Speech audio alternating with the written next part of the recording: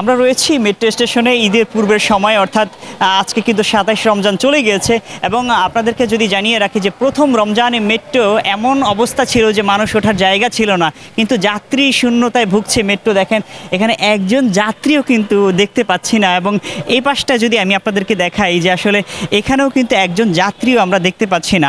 সেক্ষেত্রে অবস্থাটা বুঝতেই পারছেন যে মেট্রো অবস্থা এখন কোথায় গিয়ে দাঁড়িয়েছে।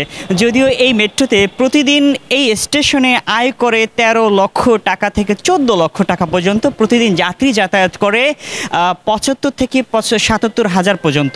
কিন্তু আজকে তারা যেটা জানিয়েছেন, আজকে মেট্রো স্টেশনে সর্বশেষ তথ্য পর্যন্ত তারা যেটা আমাদেরকে দিয়েছেন ১১,৫০০ যাত্রী কিন্তু এখান থেকে যাতায়াত করেছে। অর্থাৎ আমরা ধরে নিতে পারি যে ঢাকার শহরে অধিকাংশ মানুষ কিন্তু জেলা ভিত্তিক হয়ে থাকে, এই শহরের মানুষ খুবই কম থাকে এবং মেট্রোতে যারা যাতায়াত করে তাদের অধিকাংশই হলো চাকুরিজীবী কিংবা ব্যবসায়ী। তবে তাদের মধ্যে বেশিরভাগ ক্ষেত্রেই চাকুরিজীবী যারা এবং শিক্ষার্থী যারা, তারা কিন্তু মেট্রো ব্যবহার করে এবং মেট্রোর সুফলটাও তারা ভালোভাবে গ্রহণ করেছে। আমরা আসলে আপনাদেরকে যেটা দেখাতে চেয়েছি যে মেট্রোর সর্বশেষ তথ্য একদমই শূন্য, মানব শূন্য মেট্রো। এবং যেই জায়গাটায় আসলে যেই জায়গাটুকুতে আসলে দাঁড়ানোর জায়গাও ছিল না, যেখানে আসলে আমি দাঁড়িয়ে আছি এখানে সিরিয়াল দিয়ে দাঁড়াতে হতো, সেই জায়গায় একদম যাত্রী শূন্যতার অবস্থা দেখছেন।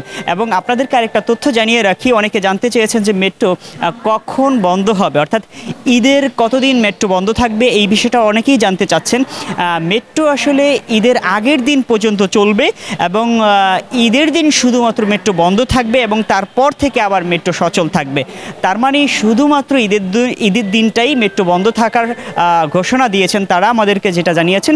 এবং তাছাড়া কিন্তু আমরা মেট্রো বন্ধ পাচ্ছি না, মেট্রো সবসময় সচল থাকবে, যাত্রী থাক কিংবা না থাক, এই ব্যাপারে তারা আমাদেরকে স্পষ্টভাবে এই তথ্যটাই জানিয়েছেন।